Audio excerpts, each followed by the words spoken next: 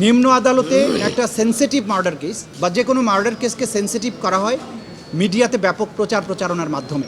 সাম্প্রতিক সময়ে আমরা অনেকগুলো মামলায় লক্ষ্য করেছি যে এইরকম ব্যাপকভাবে মৃত্যুদণ্ড দেওয়া হয়েছে। আমার আসামি ছিল নুরুদ্দিন, যাকে মৃত্যুদণ্ড দেওয়া হয়েছিল। এখানে মহামান্য হাইকোর্ট বিভাগ তার মৃত্যুদণ্ড থেকে কমিয়ে তাকে যাবজ্জীবন কারাদণ্ড দিয়েছেন। আমি যে বিষয়টার উপরে গুরুত্ব দিতে চাই যে বাংলাদেশের ফৌজদারি বিচার ব্যবস্থায় স্বীকারোক্তিমূলক জবানবন্দি বা 164 স্টেটমেন্টের যে ব্যাপক নির্ভরশীলতা, এইটা ন্যায় বিচার প্রাপ্তির ক্ষেত্রে বড় বাধা।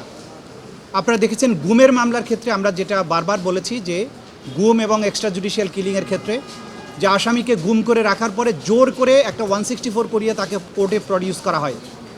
এই 164 বা স্বীকারোক্তিমূলক জবানবন্দি নির্ভর সাজা দেওয়ার এই জুরিসপ্রুডেন্স থেকে, এই প্রবণতা থেকে আমাদের ফৌজদারি বিচার ব্যবস্থাকে বের করে আনতে হবে, যেটা আজকে হাইকোর্ট ডিভিশনের রায়ের মধ্যে দিয়ে এই ব্যাপারে অনেকগুলো ফাইন্ডিং এসেছে, যেগুলো আমাদেরকে এই 164 নির্ভরশীলতা থেকে বেরিয়ে আসতে সাহায্য করবে।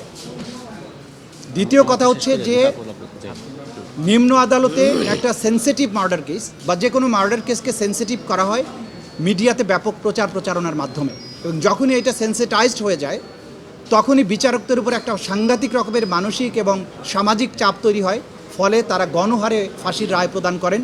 সাম্প্রতিক সময়ে আমরা অনেকগুলো মামলায় লক্ষ্য করেছি যে এইরকম ব্যাপকভাবে মৃত্যুদণ্ড দেওয়া হয়েছে। এই মৃত্যুদণ্ড দেওয়ার প্রবণতার ব্যাপারে আজকের রায় একটা বড় একটা ফাইন্ডিং দিয়ে বলা হয়েছে এই ধরনের প্রবণতাটা বিপজ্জনক, এবং যে সমস্ত সংশ্লিষ্ট বিচারক এইভাবে মৃত্যুদণ্ড দিয়ে থাকেন তাদের আইনের জ্ঞান, ফৌজদারি বিচার ব্যবস্থা সম্পর্কে জ্ঞান এবং সেন্টেন্সিংয়ের ব্যাপারে তাদের যে জ্ঞানের স্বল্পতা, সেটার ব্যাপারে হাইকোর্ট বিভাগ আলোকপাত করেছেন। সংশ্লিষ্ট বিচারককে বিচার কাজ থেকে বিরত রাখার কথা বলেছেন।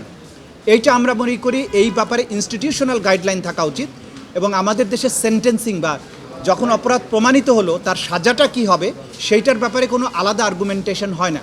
দেশের বাইরে কিন্তু এটা হয়, সেই বিষয়টা হওয়া উচিত বলে আমি মনে করি। আজকে এটার মধ্য দিয়ে আশা করি যে একটা বাংলাদেশের ক্রিমিনাল জুরিসপ্রুডেন্সে একটা নতুন দিগন্তের উন্মোচন হবে। এটুকু আমার কথা ছিল। Thank you.